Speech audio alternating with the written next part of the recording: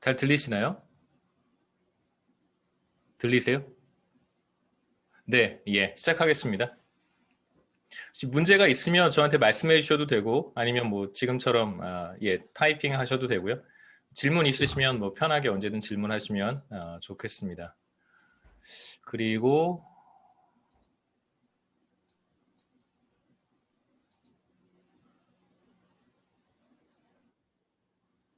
예,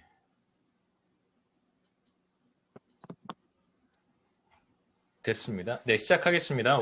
이번 경제학 원론은 원래 그 전반부는 그 노용환 교수님께서 하시고 중간 시험까지는 그다음에 중간 시험 이후부터 기말 시험까지는 이제 제가 담당을 했었는데 그 노영환 교수님이 안식년으로 지금 1년에 연구에 집중하시느라고 제가 이번 학기부터는 뭐 미시 파트도 제가 맡고 전반부도 제가 맡고 후반부도 제가 맡게 되었습니다.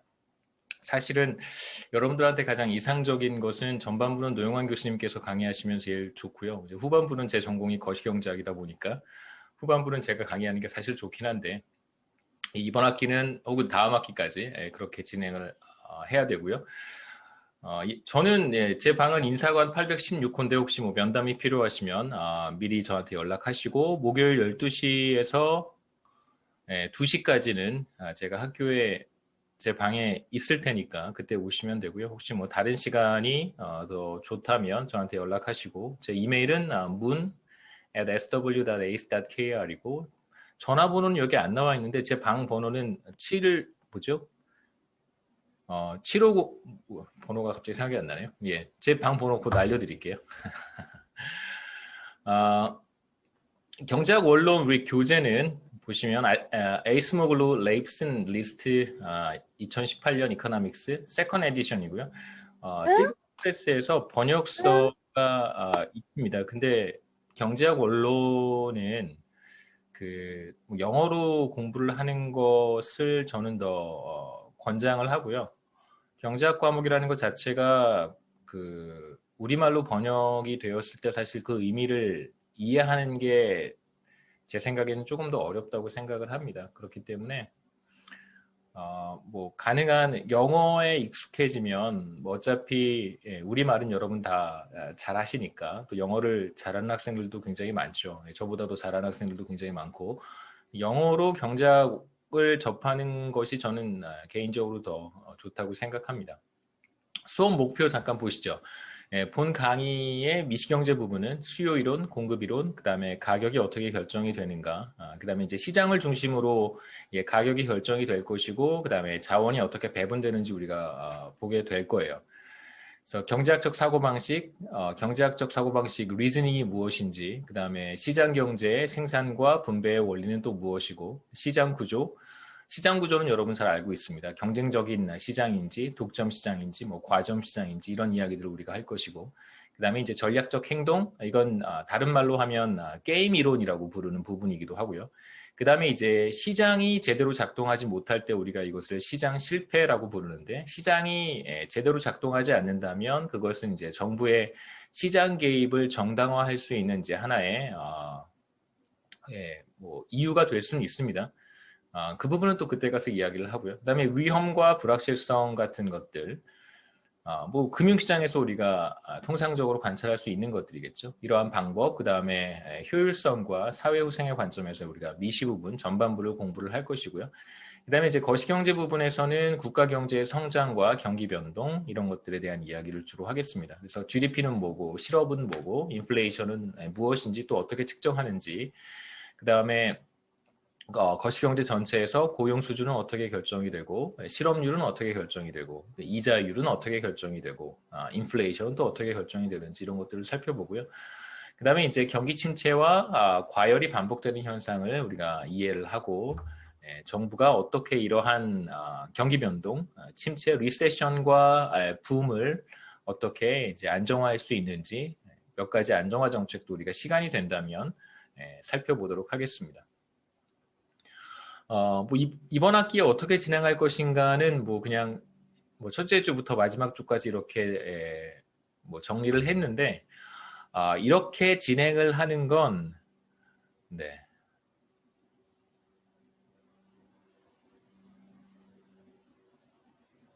네, 네, 네. 학생들이 가끔 저기 질문을 주셔서 예, 편하게 질문하셔도 괜찮습니다. 네, 네, 질문하시면 됩니다. 예. 그 저희 실라버스대로 그 첫째 주부터 뭐 마지막 주까지 이렇게 진행을 하면 좋겠지만 네, 그렇게 하지 못할 수도 있기 때문에 뭐 네, 이해해 주시고요. 이렇게 진행을 하면 최선이겠지만 이렇게 못할 수도 있다고 못할 수 있다는 걸 미리 말씀을 드립니다. 나중에 왜 이렇게 하지 않으셨냐고 저한테 따지시면 뭐 첫 시간에 말씀드렸으니까요. 그래서 시험은 4월 20일 화요일에 중간 시험을 우리가 보고 그 다음에 6월 15일 화요일에 기말 시험을 보는 것이 어떨까 그렇게 생각을 하고요. 시험은 이제 우리 강의 시간 정해진 강의 시간에 뭐 이 클래스를 통해서 시험을 보는 게 좋겠죠. 혹시 여기까지 질문 있어요?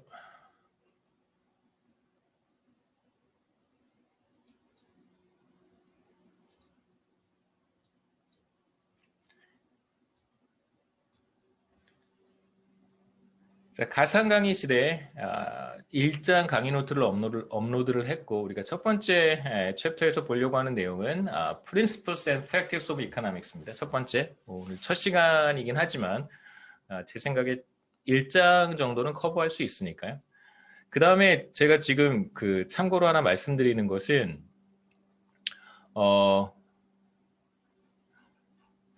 그 이 시간에 이제 우리 줌을 통해서 강의를 듣지 못한, 수강하지 못한 학생들을 위해서 제가 이 클래스에 지금 이 영상이 녹화가 되고 있는 걸로 알고 있어요.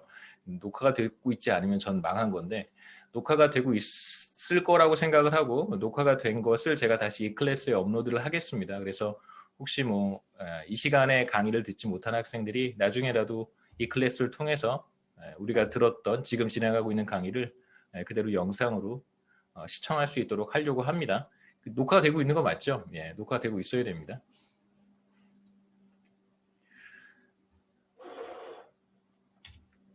예, 이번 1장에서 우리가 보려고 하는 몇 가지 내용들은 이제 경제학을 우리가 어떻게 정의할 것인가. 첫 번째가 스코프 오브 이코노믹스고요.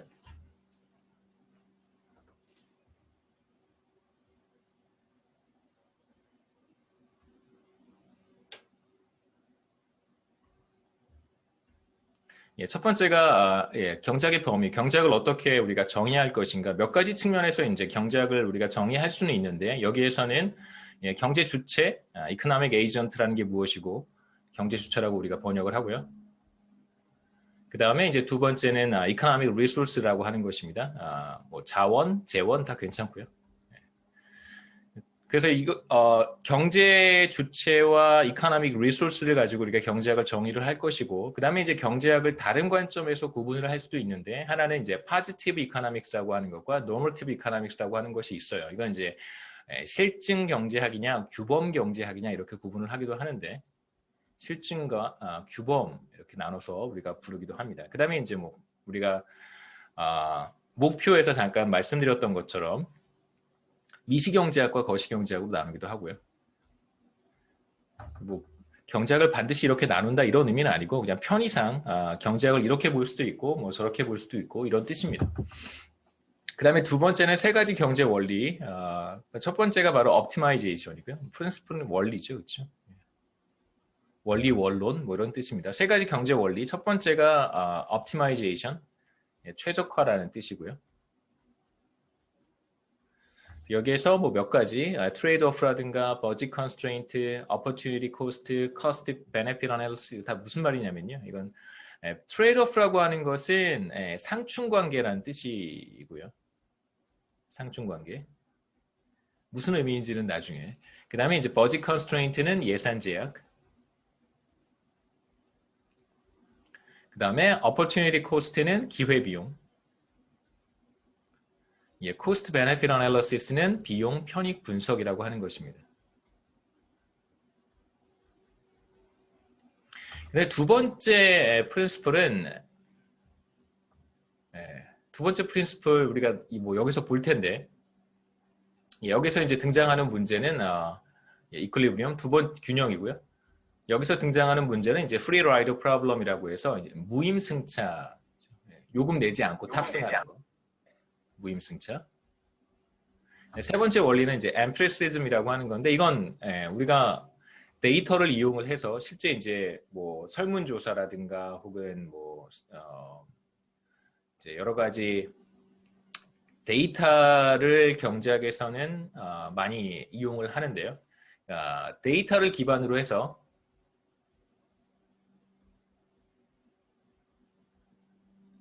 엠피리시즘을 이 자체로 번역하는 게 좀 웃긴 것 같아요. 뭐 실증주의 이러면 되게 웃기잖아요. 이런 어려운 말 별로 좋아하지 않습니다.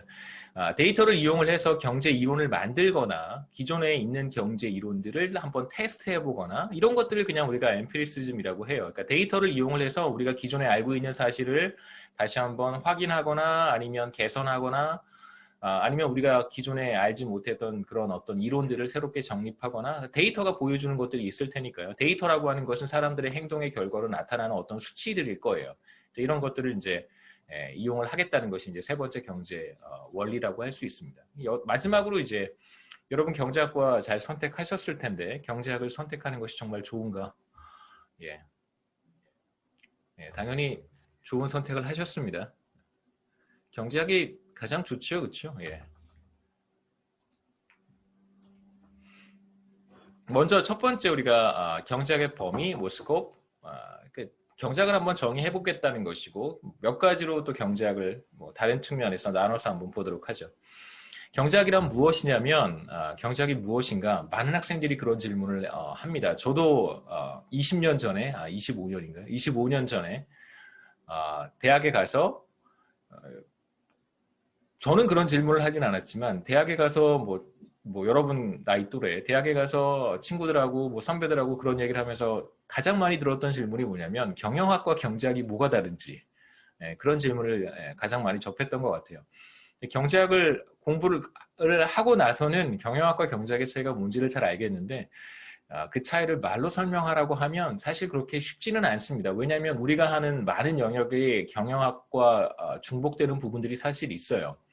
경제학자들이 기업 컨설팅도 굉장히 많이 하고 그렇기 때문에 경제학과 경영학이 정확히 분리되는 것은 아닙니다만 우리는 대체로 경제학에서는 대체로 사람들의 선택이 어떻게 되는가 그 다음에 그 선택이 사회 전체에 국가 전체에 어떠한 영향을 미칠 수 있는가에 우리는 관심을 갖습니다. 그래서 우리의 관심은 사실 사람들의 선택의 문제예요. 우리는 선택의 문제를 보는 사람들입니다.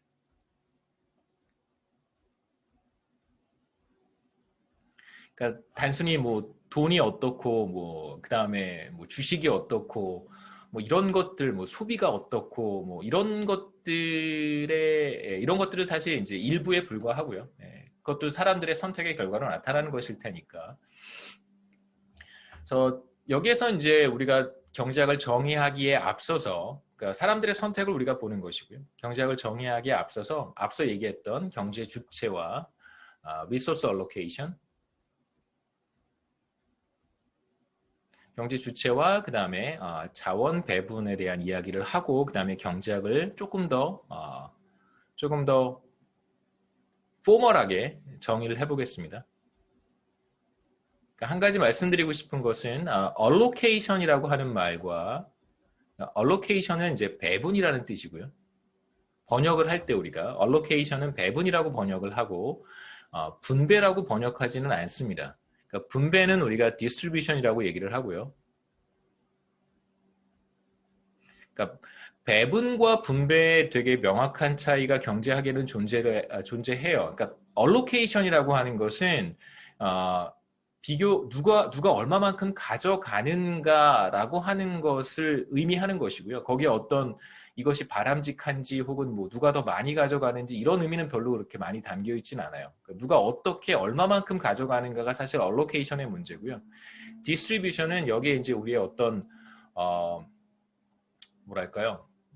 어떤 규범이 들어가겠죠. 가치관이 수반된다고 생각하시면 돼요. 디스트리뷰션은 소득 분포, 소득 분배 이럴 때 많이 쓰죠. 그렇죠? 소득 분배. 소득이 어떻게 분포되어 있는지, 소득을 사람들이 어떻게 나누어 갖고 있는지, 그 다음에 이제 임금, 비슷한 의미겠죠. 그 다음에 뭐 자산, 뭐 이런 것들에 우리가 많이 이용을 하는 개념입니다. 그러니까 자산을 사람들이 얼마만큼 가지고 있는지, 누가 얼마만큼 가지고 있고, 누가 또 적게 가지고 있는지, 많이 가지고 있으면 얼마만큼 많이 가지고 있고, 적게 가지고 있다면 얼마만큼 적게 가지고 있는지, 그런 이제 얼마만큼 가지고 있는가의 상태를 보여주는 것이 디스트리뷰션이라고 한다면, 이제 얼로케이션이라고 하는 것은 그러니까 어떻게 나눠 갖는가 이런 의미라고 생각하시면 됩니다. 비교적 가치관을 수반하지 않는 그런 개념이고요. 디스트리뷰션과 얼로케이션을 잘 구분하셔야 됩니다. 첫 번째 이코노믹 에이전트와 이코노믹 리소스에 대한 이야기를 우리가 해야 되는데, 이코노믹 에이전트라고 하는 것은, 경제 주체라고 하는 것은 사람을 가리킬 뿐만 아니라 그룹을 가리키기도 합니다. 그러니까 의사결정을 하는 개인, 그 다음에 의사결정을 하는 어떤 단체, 그룹 이렇게 생각하시면 되겠죠. 대표적으로 어떤 한 사람의 소비자가 의사결정을 하는 인디비주얼이고요.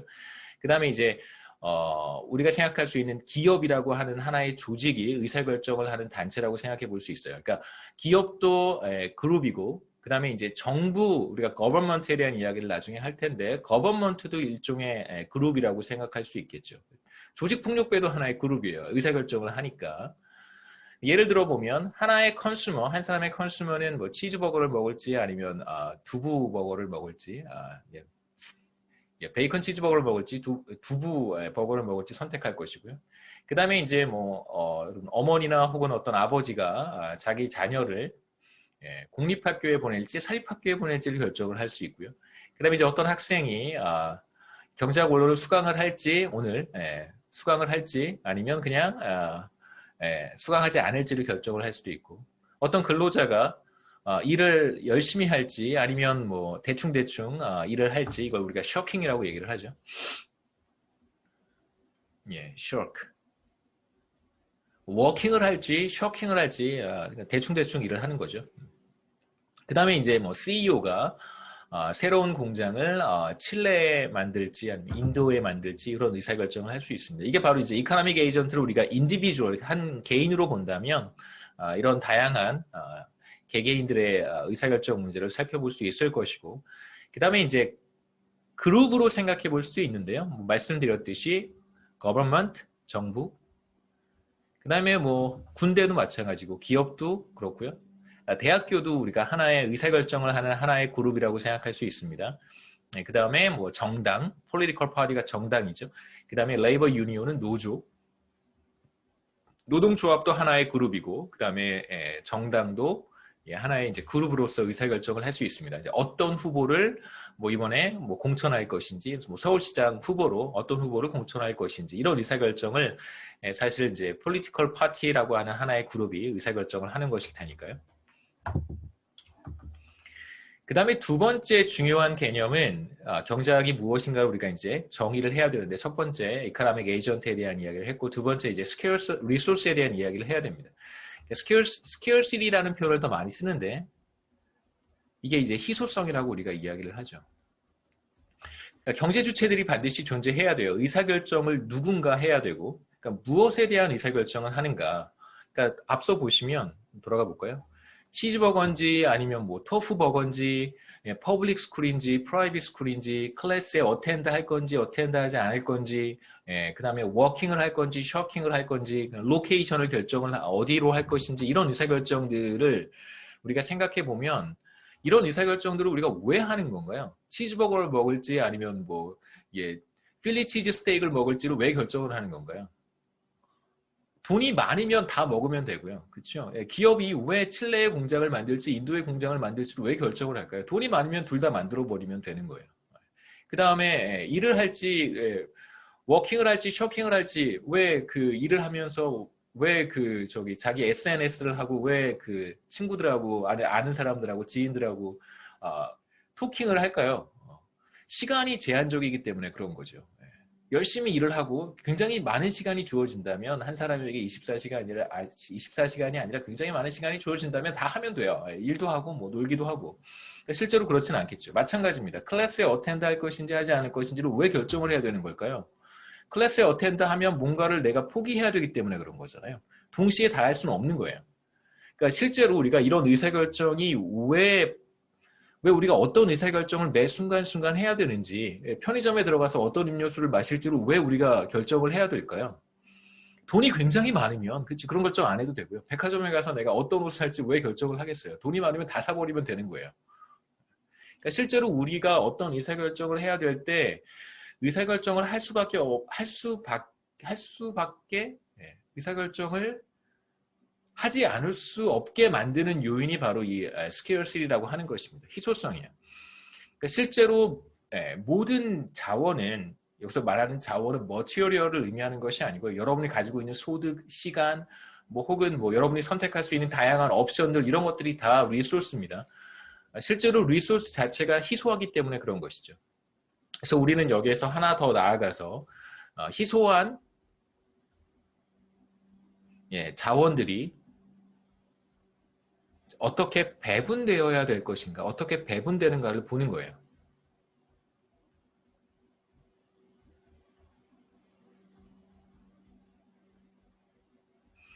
그러니까 결국 희소한 자원들이 어떻게 배분되는가는 그 사람들의 의사결정과 분리해서 볼 수는 없겠죠. 사람들의 의사결정이 반드시 수반될 거예요.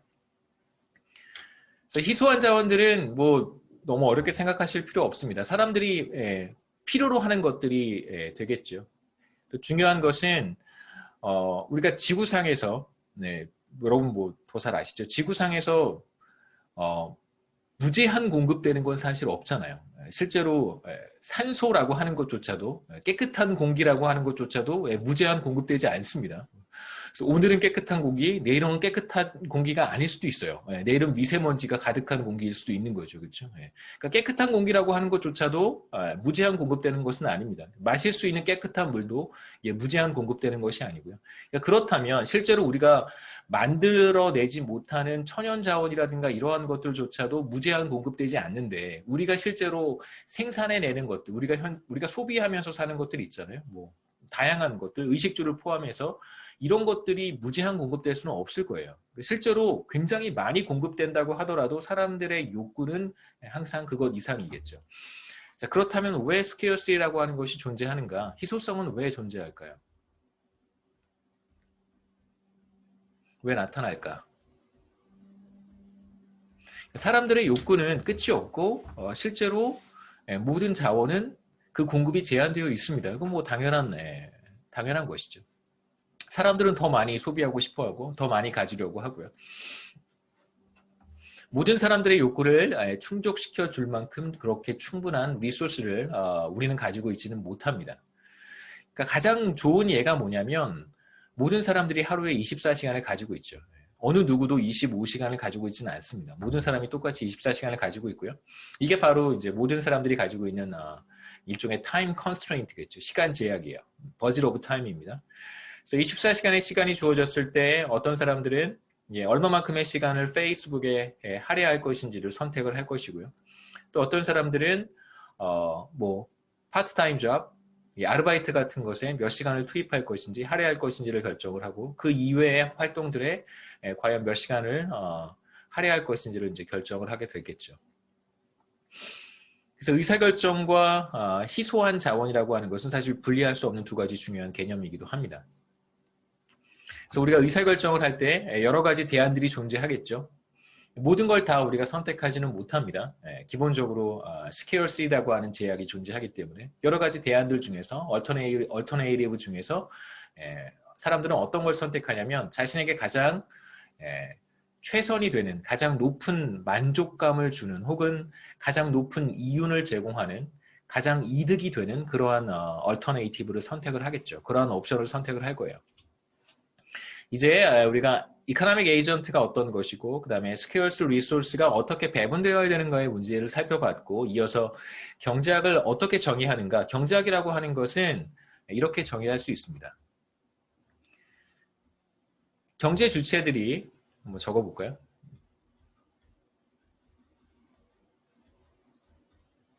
주체들이 희소한 자원을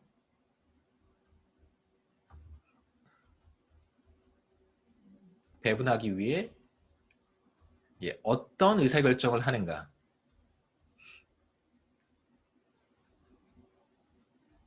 뭐 이렇게 얘기할 수도 있고요. 경제 주체들이 의사결정의 결과 희소한 자원을 어떻게 배분하는가 이렇게 뭐 생각해도 괜찮아요. 그러니까 중요한 것은 의사결정의 결과 희소한 자원이 배분이 된다는 거예요. 그게 이제 경제학의 가장 중요한 관점입니다. 그러니까 우리는 희소한 자원을 배분하기 위해서 사람들이 어떠한 의사결정을 할 것이고 그러한 의사결정이 어떻게 나타나고 그 결과 사회 전체에 어떤 영향을 미치는가 이런 것들을 보는 것이 바로 경제학입니다. 그냥 문자 그대로 번역하실 필요는 없어요. 그냥 의미를 여러분 분명히 알고 계시면 됩니다. 희소한 자원, 그 다음에 의사결정, 이게 사실 굉장히 중요한 것이죠. 그리고 이러한 의사결정이 경제 전체, 국가 전체에 어떤 영향을 미치는지.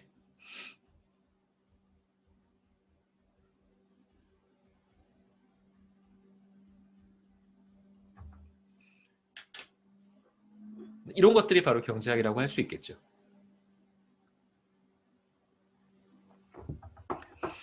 경제학과에서 여러 과목들을 듣다 보면 사실 이런 그 개념 자체는 되게 많이 희석이 돼요. 그러니까 결과적으로 중요한 건 이제 내가 선택할 수 있는 것들은 많지 않고 그 중에 나한테 최선이 되는 것을 결정을 해야 된다라고 하는 기본적인 컨셉만 남습니다. 그 다음에 이제 여러 가지 뭐 경제학의 많은 코र्스들이 있죠. 예를 들면 재정학이라고 하는 과목은 이제 정부의 의사결정을 집중적으로 보는 그런 영역이기도 한데 정부의 의사결정과 관련해서는 정부가 이러한 의사결정을 하게 되면 국가 경제 전체에 굉장히 큰 임팩트를 주게 돼요. 예를 들면 세율을 바꾼다든가, 그렇죠?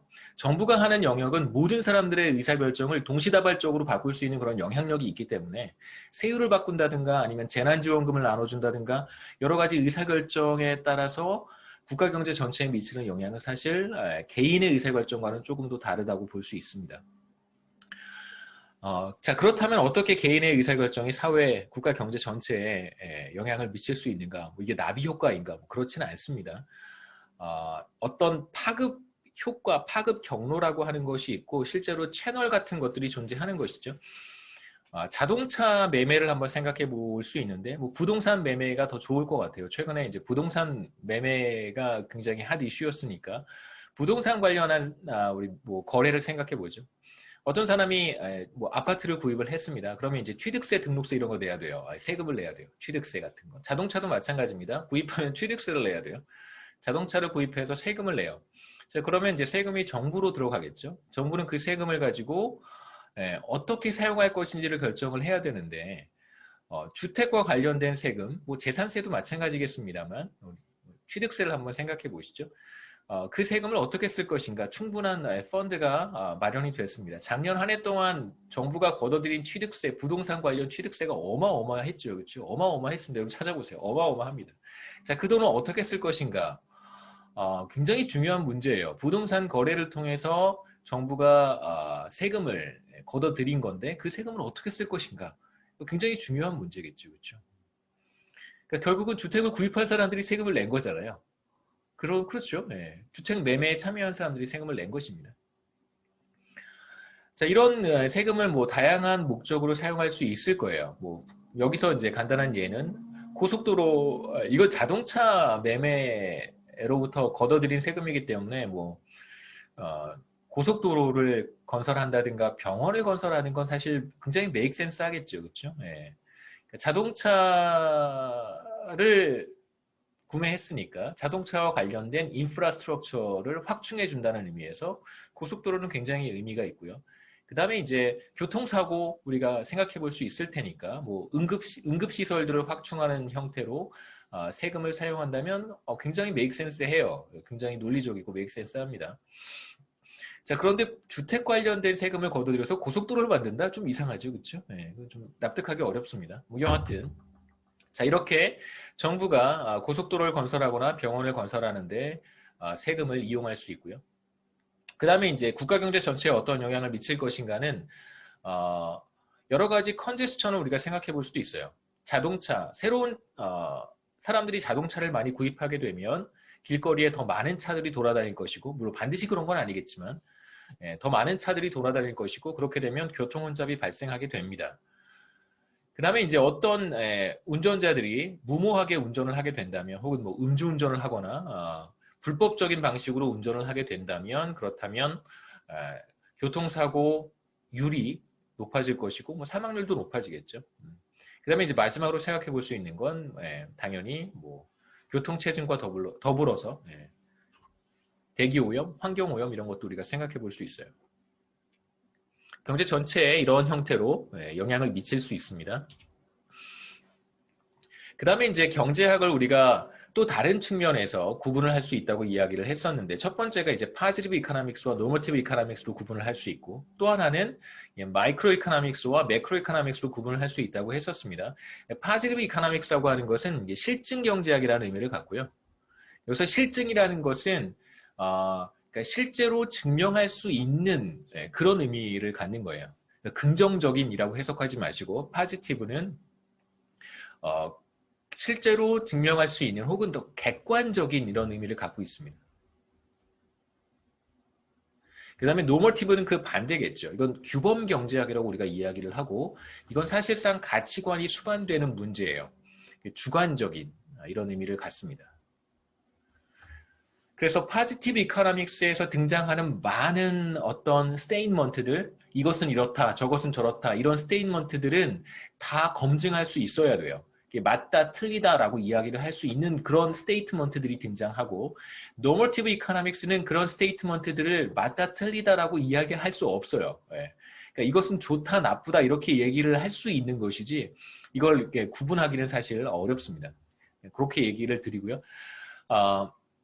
사람들의 선택을 우리가 어떻게 살펴볼 수 있는가? 뭐 두 가지 측면에서 우리가 사람들의 선택을 본다면 의미가 있습니다. 첫 번째는 사람들이 실제로 어떠한 의사결정을 하는지, 실제로 어떻게 행동하는지를 보는 것이 이제 첫 번째 파지티브 이코노믹스의 영역이라고 할 수 있고요. 그다음에 두 번째는 사람들이 어떻게 행동하는 것이 좋을지를 이야기하는 것이 노머티브 이코노믹스예요. 이렇게 하면 좋다, 이렇게 하면 좋겠다. 이게 바로 이제 노머티브 이코노믹스라고 할 수 있겠죠. 그래서 첫 번째는 실제로 사람들이 어떻게 행동하는가, what people actually do가 바로 positive economics고요. normative economics는 what people ought to do, 그러니까 어떻게 행동해야 되는지, 어떻게 선택해야 되는지를 이야기하는 것입니다. positive economics는 실제로 사람들이 어떠한 의사결정을 하는지, 어떤 선택을 하고 있는지를 묘사하는 것이다, 설명해 주는 것이다, 보여주는 것이다, 이렇게 여러분 생각할 수 있고요. 예를 들어서 두 가지 스테이트먼트를 생각해 볼 수 있는데, 저는 이런 거 명제라고 번역하지 않습니다. 차라리 영어가 더 낫잖아요. 어려운 한자를 쓰는 것보다. 제가 한자를 잘 몰라서.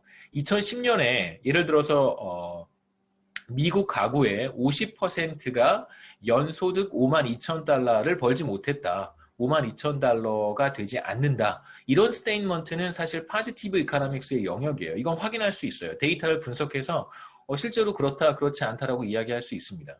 그 다음에 2020년에 두 번째 스테이트먼트는 미국의 일반 가구가 자신의 소득의 5%를 저축을 했다. 이것도 우리가 확인할 수 있고 맞다, 틀리다라고 이야기할 수 있습니다. 이러한 스테이트먼트들은 대부분 다 파지티브 이코노믹스에 포함이 되는 것이다라고 이야기할 수 있고요. 그래서 파지티브 이코노믹스에서의 여러 가지 스테이트먼트들은 대부분 다 데이터를 통해서 우리가 확인할 수 있어요. 그래서 맞다, 틀리다, 그렇다, 아니다를 얘기할 수 있는 영역의 경제학이 파지티브 이코노믹스고요. 대부분의 경제학자들이 텔레비전에 나오지 않는 대부분의 경제학자들은 유튜브라든가 TV에 나오지 않는 대부분의 경제학자들은 파지티브 이코노믹스를 하는 사람들이고요. TV에 나오거나 뭐 유튜브에 나오는 경제학자들은 대부분 노머티브 이코노믹스라고 보시면 됩니다. 그리고 정치인들이 하는 대부분의 경제학과 관련된 커멘트들은 대부분 노머티브 이코노믹스예요. 맞다, 틀리다라는 이야기를 할 수 없는 이야기들만 하시죠, 그렇죠?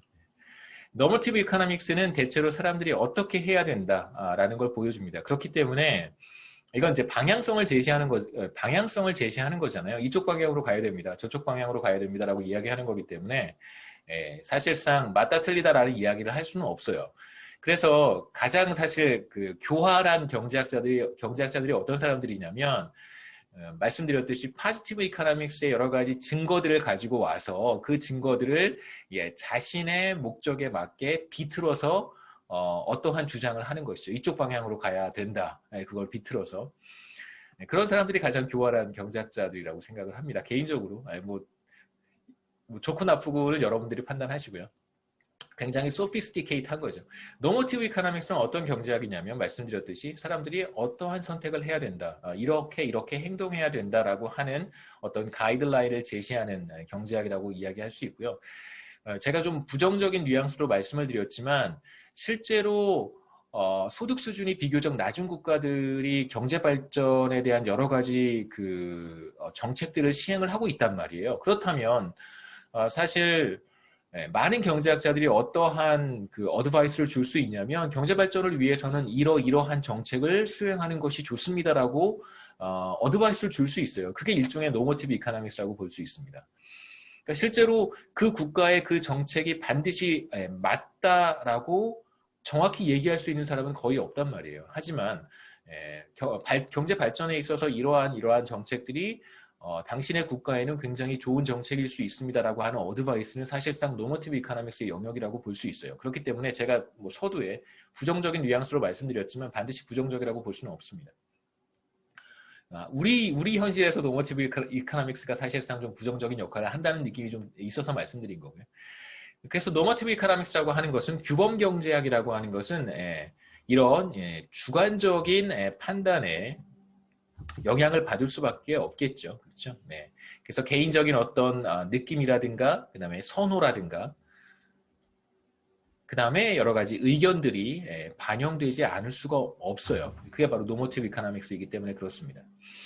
그래서 경제발전 관련해서 개도국이라든가 신흥국의 경제발전에 대한 여러 가지 정책을 어드바이스하는 그러한 경제학자들 혹은 컨설턴트들은 자신의 경험들을 바탕으로 해서 성공적인 경험들을 전수하려고 할 거예요. 그렇다면 그게 이제 노머티브 이코노믹스의 영역이 되는 것이죠. 예를 들어서 이런 얘기를 했다고 한번 해봅시다. 어떤 경제학자가 We should cut total government spending. 정부 지출을 줄여야 됩니다. 이런 의견을 개진했다고 한번 해보죠. 이건 노머티브 스테이트먼트입니다. 그러니까 맞다 틀리다라고 일단 얘기할 수는 없잖아요.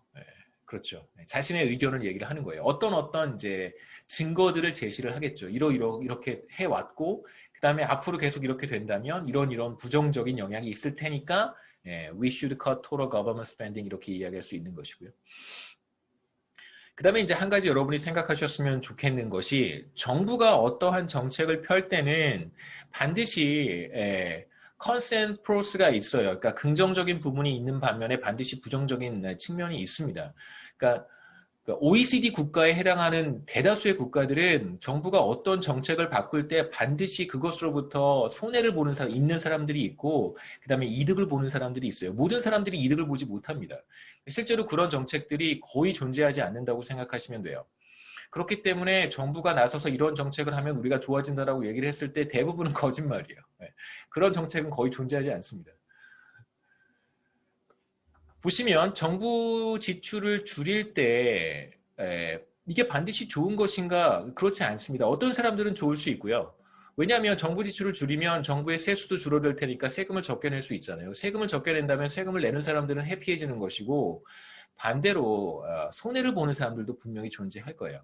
그러면 반대 입장도 우리가 생각해 볼 수 있습니다. 정부가 정부 지출을 늘려야 된다라고 누군가 주장을 했을 때 그 주장에는 두 가지 측면이 다 존재하는 거예요. 컨센 프로스가 있습니다. 반드시 어떤 사람들은 손해를 볼 것이고 반드시 어떤 사람들은 이득을 볼 거예요.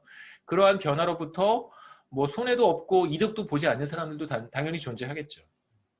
그렇기 때문에 이러한 주장들은 개인적인 어떤 가치 판단을 수발하는 것이기 때문에 노머티브 이코노믹스의 영역이라고 볼 수 있습니다. 너무 여러분 부정적으로 생각하지 마시고요. 이러한 영역도 있다는 거예요. 제가 왜냐하면 포지티브 이코노믹스에 훨씬 더 오리엔티드 된 사람이기 때문에 그럴 수도 있습니다. 그 다음에 마지막으로 규범 경제학의 다양한 스테이트먼트들은 어떤 사실을 근거로 해서 증명을 하거나 입증을 하거나 그것이 사실이다 아니다라고 확인하는 것이 대부분 불가능해요.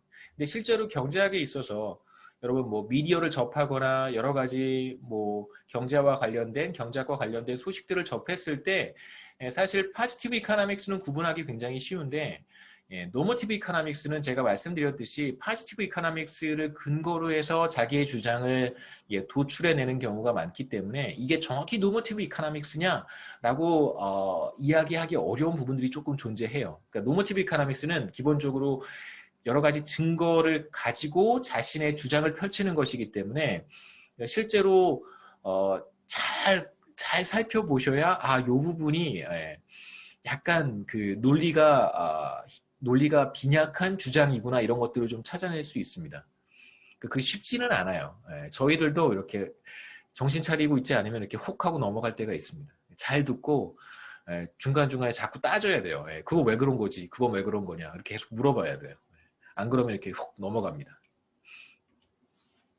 그 다음에 이제 경제학을 우리가 포지티브, 노머티브로 구분을 한 거 마찬가지로 이번에는 이제 마이크로 이코노믹스와 매크로 이코노믹스로 이제 구분을 할 수 있는데요. 마이크로 이코노믹스는 뭐 개인의 의사결정, 예를 들면 가구, 하우스홀드가 가구죠.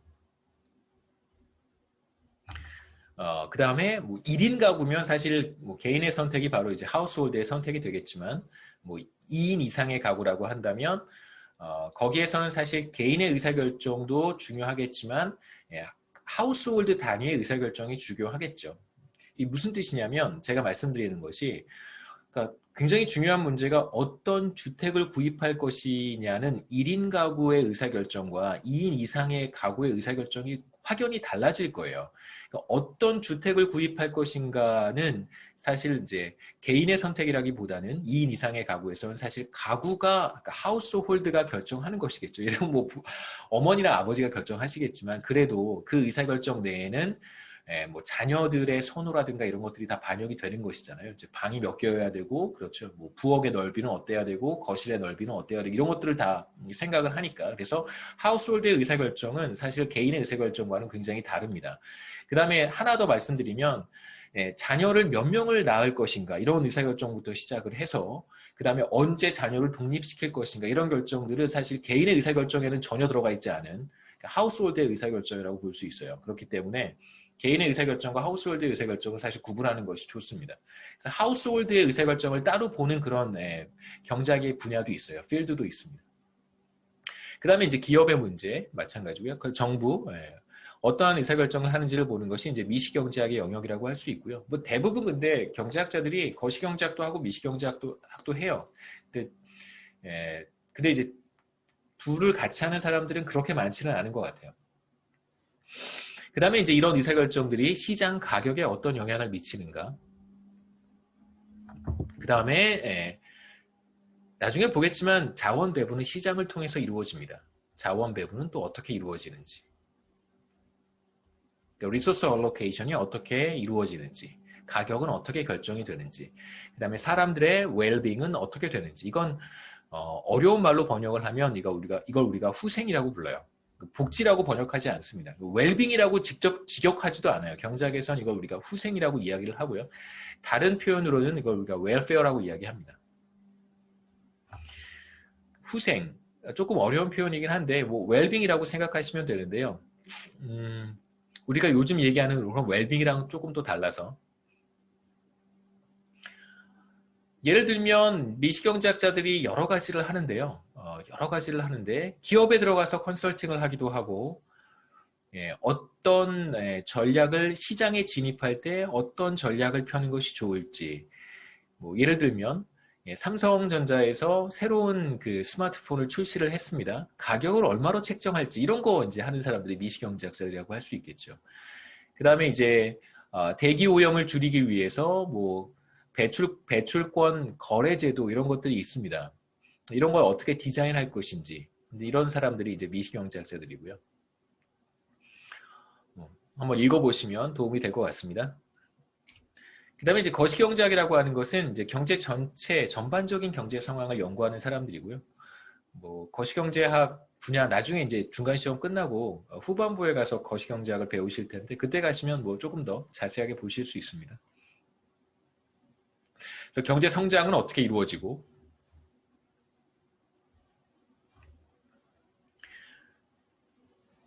토탈 이코노믹 아웃풋이라는 게 GDP 의미하는 거예요. 총산출량. 경제 전체의 총산출은 어떻게 늘어나고 그 다음에 전반적인 물가 수준은 몇 퍼센트나 올라가고 몇 퍼센트나 떨어지고 이게 바로 물가 상승률 혹은 뭐 인플레이션 레이트죠.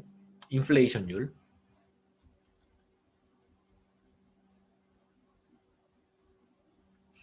그 다음에 이제 경제활동 인구 중에서 몇 퍼센트나 구직 활동을 하는가 그게 바로 실업률이고요. 뭐 거시경제학자들도 여러 가지 이제 정책과 관련된 스터디를 많이 합니다. 그래서 뭐 안정화 정책을 하기 위해서는 이제 어떤 선택을 해야 되는지, 금리를 인하해야 되는지, 인상해야 되는지 뭐 이런 거 이제 거시경제학의 영역이라고 할 수 있겠죠. 그다음에 이제 재정 정책은 또 어떻게 수행해야 되는지 이런 뭐 경기를 안정화시키기 위해서 그런 것들이 이제 거시경제학의 정책 영역이라고 할 수 있고요. 뭐 미시경제학이 뭐고 거시경제학이 뭔지는 이제 우리가 앞으로 계속해서 보게 될 테니까 간단하게만 보고 넘어가겠습니다. 세 가지 경제 원리, 첫 번째 옵티마이제이션, 그 다음에 이퀄리브리엄, 그 다음에 세 번째가 엠피리시즘 이 세 가지를 앞서 소개를 했었는데요. 세 가지 경제 원리를 우리가 하나씩 살펴보겠습니다. 경제학이 다른 사회과학 영역들, 예를 들면 뭐 인류학이라든가 사학이라든가 이제 정치학, 그 다음에 심리학, 사회학, 우리 학교에 이런 게 없죠, 그렇죠? 이게 없어요. 이게 없고, 그다음 이것도 없어요. 교육 심리학은 있는데 심리학이 없어요. 이게 없고 그 다음에 이것도 없죠. 그렇죠? 사회학도 없어요. 사회학은 요즘 많이 이렇게 없어지는 추세이기는 한데 그래도 모든 대학들이 가지고 있는 게 바로 이 세 가지죠. 그렇죠? 히스토리, 폴리티컬 사이언스, 사이콜러지는 사실 저도 왜 없는지 모르겠습니다. 예전에 얘기는 들었는데 우리 학교에서 정치학과를 만들 생각이 법학과를 만들 생각이 있었대요.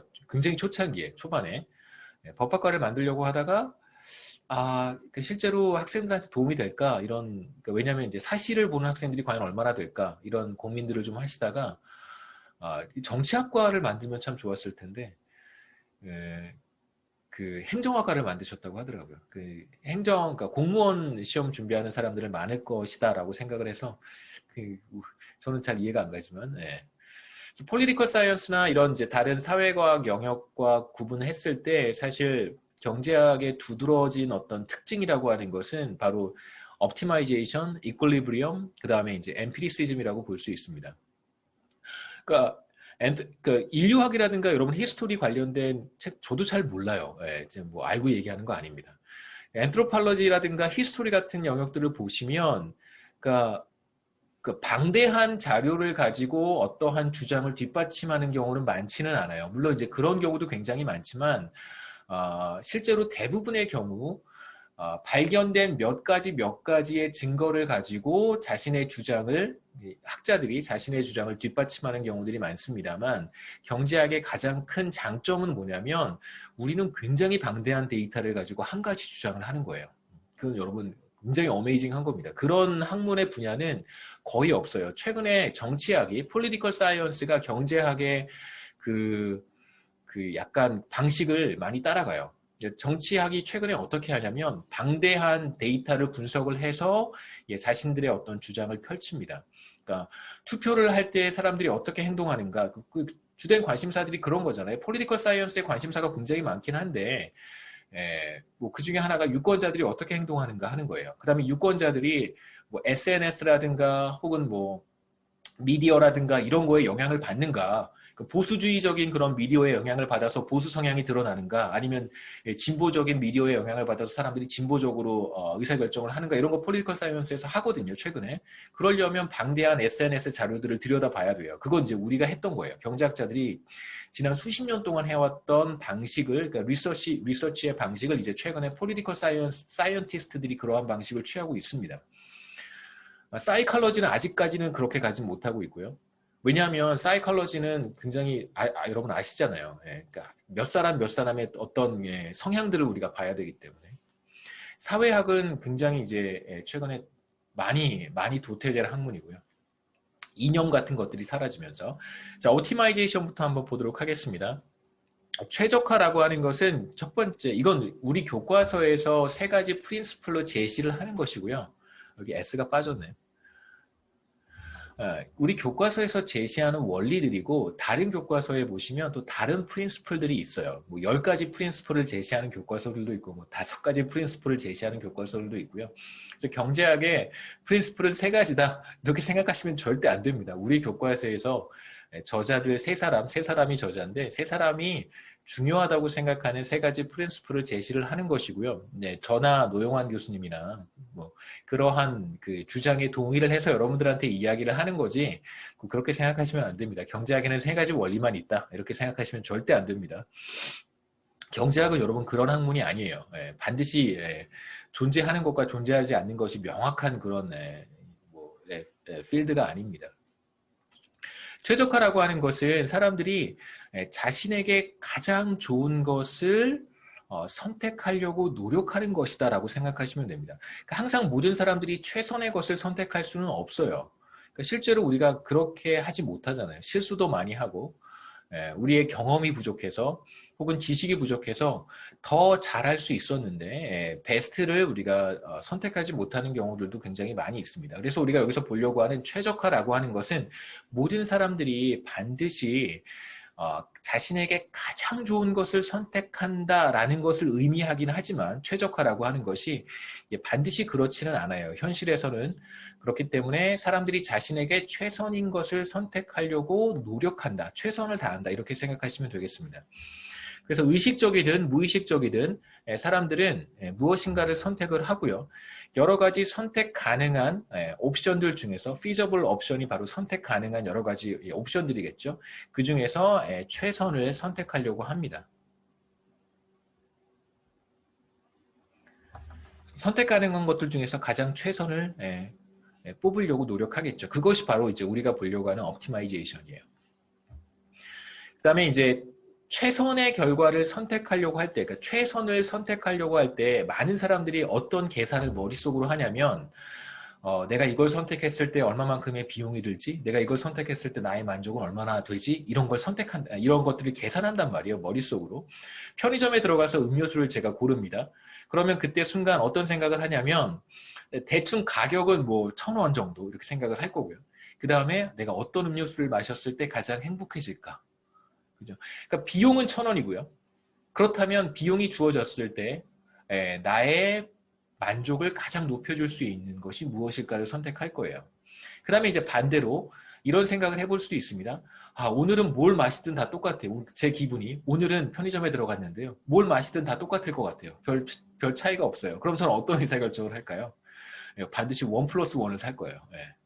당연합니다. 가장 적은 비용을 저한테 주는 어떤 의사결정을 하려고 하겠죠. 그러니까 제가 뭘 얘기하고 싶냐면 사람들은 베네핏과 코스트를 계산하고 있는 거예요. 비용이 같다면 가장 높은 만족을 주는, 가장 높은 베네핏을 주는 것이 무엇인지 편익이라고 보통 번역을 합니다. 베네핏은.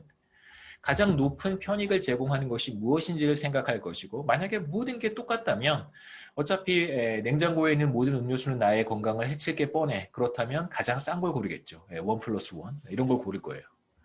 비용입니다. 그러니까 사람들은 기본적으로 어떤 것을 선택을 할 때 가장 높은 편익과 가장 낮은 비용을 수반하는 그런 선택을 할 것이라고 우리가 생각할 수 있고요. 실제로 사람들은 그렇게 의사결정을 합니다. 여러분 그렇게 의사결정하잖아요. 그렇죠? 그 다음에 조금 비싼 걸 선택을 할 때는 반드시 뭐가 수반이 되냐면 더 높은 편익을 제공하는 거예요. 내가 조금 더 비싼 걸 살 때는 여러분 마음속에 어떤 것들이 있냐면 더 높은 만족감을 제공하기 때문에 그런 거예요. 네, 당연하죠. 실제로 이제 경제학에서는 옵티마이제이션이 더미네이트해요. 사실 경제학 여러분 앞으로 계속 하시겠지만 최적화가 전부예요. 사실상 제가 봤을 땐 다 최적화로 설명해요. 네, 기업도 자신의 이율을 가장 높이는 것이 무엇일까를 생각하고 선택을 하고 소비자들도 자신의 만족도를 가장 높이는 것이 무엇인지를 생각해서 선택을 합니다. 뭘 소비를 할지 선택을 해요. 어떤 집을 살지 선택을 하고 어떤 자동차를 살지 선택을 하고 어떤 냉장고를 살지 어떤 가구를 살지 선택을 합니다. 비용과 편익을 다 비교를 해서 그런 의사결정을 하는 것이죠. 그 다음에 이제 뭘 구매할지 뿐만이 아니라 여러분 친구가 같이 영화 보러 가자고 했어요. 영화 보러 가자고 했을 때 뭐 이러한 사소한 의사결정까지도 가는 게 좋을지 안 가는 게 좋을지 이런 의사결정 할 수 있어요. 여러분 나중에 뭐 남자친구 사귀시겠죠. 친구를 사귈 때도 얘를 만나는 게 좋을지 안 만나는 게 좋을지 다 머릿속으로 계산을 할 거예요.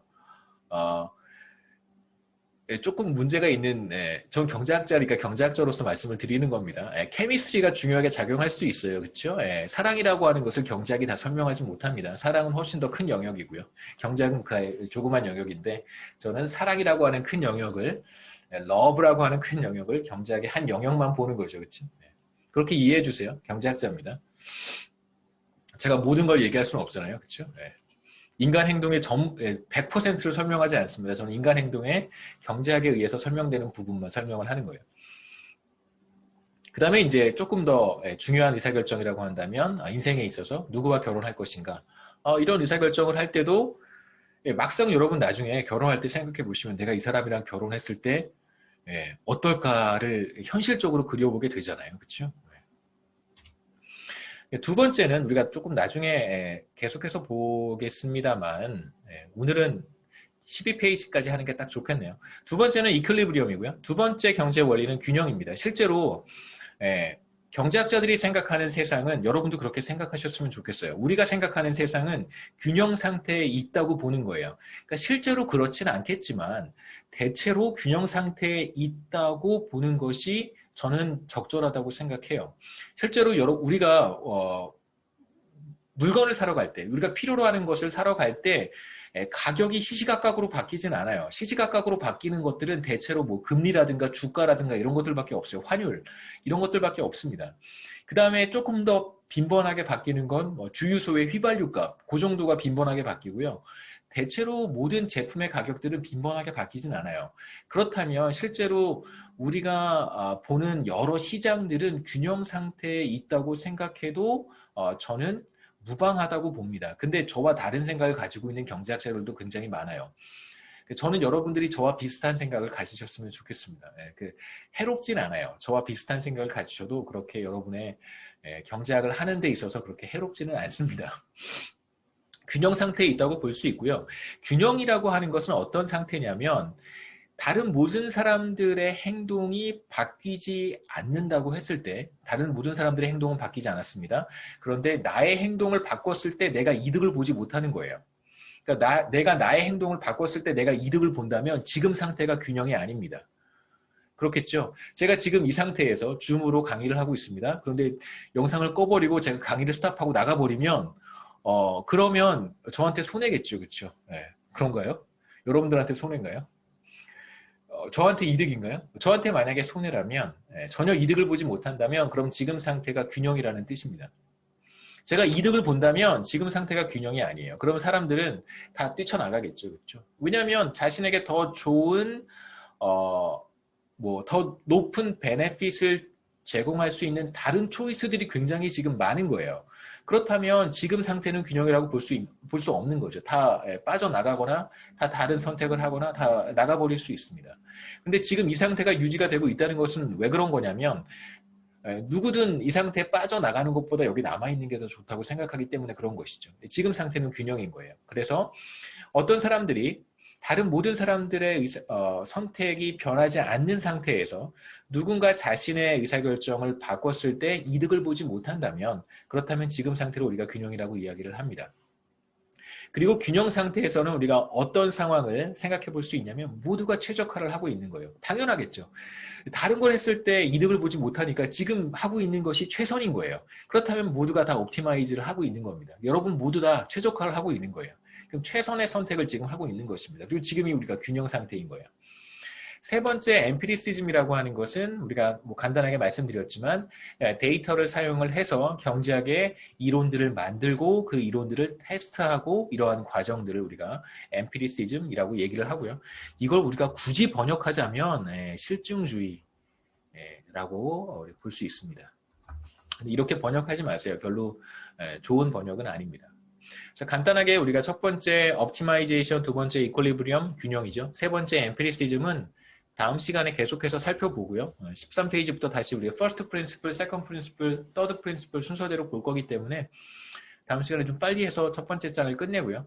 두 번째 장 이어서 할 수 있으면 좋겠습니다. 예, 질문 여기까지 하고 질문 있으면 질문하시기 바랍니다. Any question?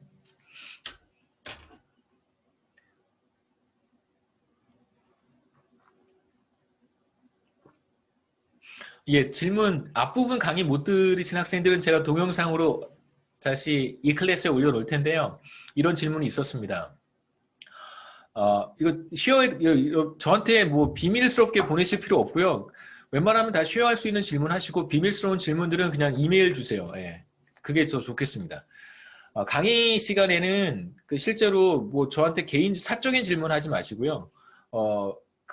그냥 다 쉐어할 수 있는 질문만 하시고 다시 말씀드리지만 개인적인 질문, 여러분 개인적인 질문은 저한테 이메일로 하시면 좋겠습니다. 실제로 우리가 나중에 강의실에서 만나도 개인적인 질문은 강의 시간에 안 하니까 교재는 여기서 올라온 질문들은 다 퍼블릭한 거라고 제가 어수하겠습니다. 교재는 원서도 있고 번역서도 있는데 뭐 어떤 게 좋으세요? 여러분 뭐 마음대로 하세요. 원서 사고 싶으시면 원서 사시고요. 번역서 사고 싶으시면 번역서 싼 거 사는 게 좋은 건가요? 모르겠습니다. 지난 학기에 어떤 학생이 저한테 연습 문제 질문을 하나 하셨는데 번역서예요. 그러니까 번역한 책의 연습 문제를 저한테 캡처해서 보내주셨는데 저도 무슨 말인지 모르겠더라고요. 그러니까 연습 문제를 번역을 했는데 번역한 사람들이 다 교수잖아요. 그중에 제가 아는 사람들이 몇 명 있어요. 그 번역한 교수들. 근데 연습 문제까지 번역을 했나? 조교시킨 거 아닌가? 이런 생각이 들 정도로 번역이 엉망이었어요. 그러니까 어떤 부분들은 100번을 읽어도 이해할 수 없습니다. 여러분 번역을 잘못해놓으면 100번을 읽어도 이해가 안 돼요. 그건 결국 무슨 말이냐면 돈 낭비, 시간 낭비겠죠. 그렇죠? 예. 그 번역서를 사고 말고는 여러분이 결정하시고요. 왜냐하면 영어 책을 읽는 것이 부담스러운 학생들은 당연히 번역한 책을 읽는 것이 전 맞다고 생각하고, 하지만 이제 번역에 있어서 매끄럽게 번역이 되지 않은 부분들이 있었다라고 하는 거 말씀을 드리고, 네. 뭐 교재를 따로 사야 하나요? 예, 교재 사고 안 사고 여러분이 결정하시면 됩니다. 뭐 그거는 예, 뭐 제가 이래라 저래라 뭐 할 수 있는 부분은 아니고요. 출석 체크, 예. 출석 점수 있고요. 출석 체크 제가 안 하는데 이 클래스가 합니다. 예. 제가 하지 않고요. 이 클래스가 해요. 그럼 학기 말에 이 클래스가 알아서 알아서 저기 학생들의 점수를 다 계산해 주더라고요. 그 다음에 어떤 질문이 있냐면요. PPT만으로 시험 공부가 가능한가요?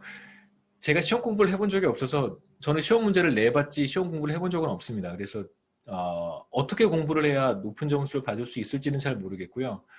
기본적으로 시험 문제를 만들 때는 저는 시험 문제를 내는 사람 입장이잖아요. 시험 문제를 만들 때는 제가 강의한 데서 시험 문제를 내겠죠. 예, 제가 이야기한 모든 내용들을 제가 머릿속에 대부분 다 들어있으니까 무슨 얘기했는지 제가 다 안단 말이에요. 100% 기억은 못하지만 대부분 다 머릿속에 들어있기 때문에 제가 이야기한 것 중에서 시험 문제를 내겠죠. 네. 제 이야기가 중요한 거지 PPT가 중요한 것 같진 않아요. PPT를 가지고 이야기를 하지만 PPT는 사실 제가 이야기한 것의 일부에 불과하겠죠. 그렇죠? 아마도 어떤 이 학생의 질문은 교과서에 제가 이야기하지 않은 부분도 시험 문제에 낼 것인가 이게 아닐까 싶긴 한데 그런 건가요? 수업을 들은 것만으로 추적 체크가 다 된 건가요? 저도 잘 몰라요. 이 클래스가 해요. 제가 하지 않습니다. 여러분 한번 알아보세요. 그 친구들한테 저는 몰라요. 출석 체크가 어떻게 되고 뭐 강의를 얼마를 들어야 출석 체크가 되고 전혀 몰라요. 이거 저는 시스템에 대해서 저 줌 수업 오늘 처음 했어요. 저 이런 거 잘 모릅니다. 여러분 좀 서운할지 모르겠지만 저는 그 시스템에 대해서 별로 이렇게 관심이 없어서 저는 여러분들이 제 강의를 잘 수강하고 이런 것들이 중요하고요. 실제로 출석 점수는 저는 출석 점수도 카운트하지 않아요. 제 수업에. 근데 올해부터 학교에서 학생들 출석 점수를 반영하라고 제도를 바꿔가지고 출석 점수 반영하는 거예요. 10%인가요? 저는 원래 출석도 보지 않습니다. 여러분 그 다 아시잖아요. 예. 그 뭐 출석 점수 받으려고 출석하는 것도 아니고 예. 여러분 뭐 예. 그렇잖아요. 예. 여러분 돈 내고 학교 다니는데 뭐 돈 받고 학교 다니는 거 아니잖아요. 돈 내고 학교 다니는데 왜 출석 점수까지 받으셔야 돼요? 네. 그건 좀 저는 좀 개인적으로 맥센스하지 않습니다. 화면은 켜지 않아도 되는 마음대로 하십시오. 예. 뭐 저 얼굴 보여주시고 싶으시면 보여주셔도 되고요. 예. 얼굴 보여주고 싶지 않으시면 안 보여주셔도 됩니다. 여러분이 다 선택하시는 거예요. 강의 안 들으셔도 괜찮고 들으셔도 괜찮고요. 제 목소리 꺼놔도 괜찮고 예, 상관없습니다.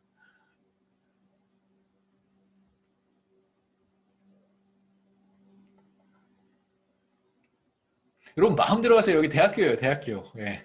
마음대로 하세요.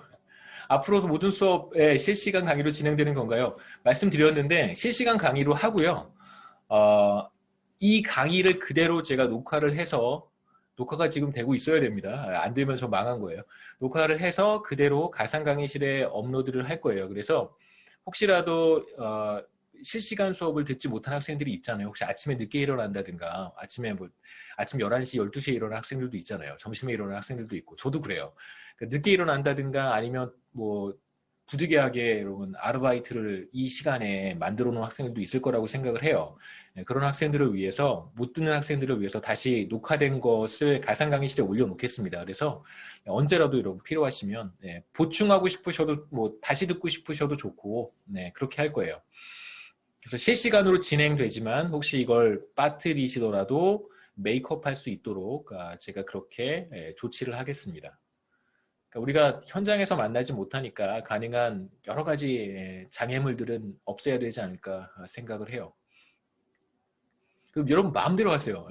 뭐 강의만 방해하지 않으시면 됩니다. 제가 하는 강의만 질문은 뭐 좋고요. 강의만 의도적으로 실수로 방해하는 건 괜찮아요. 근데 의도를 가지고 방해하시지만 않으면 지금 모든 게 다 괜찮습니다. PPT 수업 자료는 매번 이 클래스에 올려주시는 건가요? 네.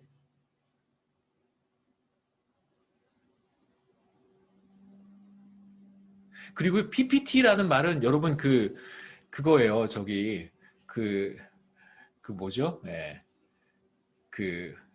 그거예요. 안 쓰셨으면 좋겠어요. 왜냐하면 마이크로소프트에서 만든 파워포인트의 확장자가 PPT거든요. 그러니까 제품 홍보하는 거예요. 저는 파워포인트를 쓰지 않습니다. 제가 지금 만든 슬라이드는 슬라이드예요. 슬라이드.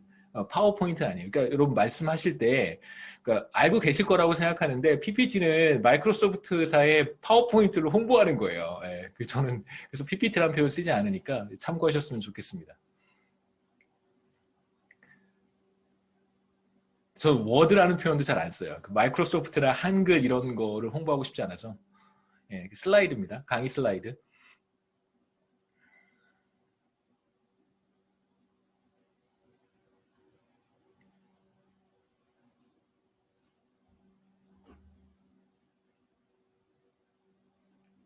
사실 지난 학기까지는 제가 영상을 찍어서 그걸 이제 이 클래스에 업로드를 했는데 저희 이제 아이가 있어요. 초등학생인 아이가 있어요. 아이가 보니까 줌 수업을 되게 싫어하더라고요. 다 그냥 녹화된 거 보는 걸 더 좋아하고 아침에 일어나서 막 선생님이랑 애들 막 수업하는 걸 되게 싫어하는데 어느 순간 저렇게 해야 되는 게 맞는 것 같아서 제가 이번 학기는 다 줌 수업으로 이해해 주세요. 이게 저는 맞는 것 같아요. 학생들하고 인터랙션을 갖는 게 맞는 것 같아요. 여러분 좀 힘드시더라도 그래서 안 들어오셔도 괜찮습니다. 나중에 녹화된 영상을 보셔도 뭐 제가 그래서 그렇게 양방향으로 진행을 하고 싶은 것이고요. 여러분하고 인터랙션을 하는 것이 그게 맞는 것 같아요. 그게 없으면 여러분 대학 생활이 아닌 것 같아서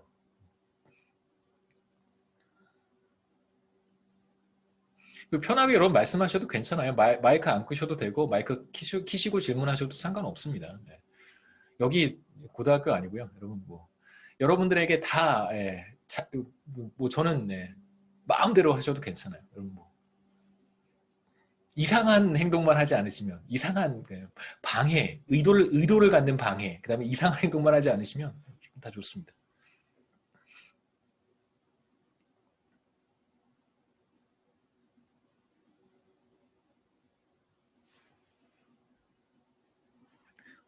제가 필요하면 나중에 한번 여러분 출석도 불러보죠, 뭐. 예.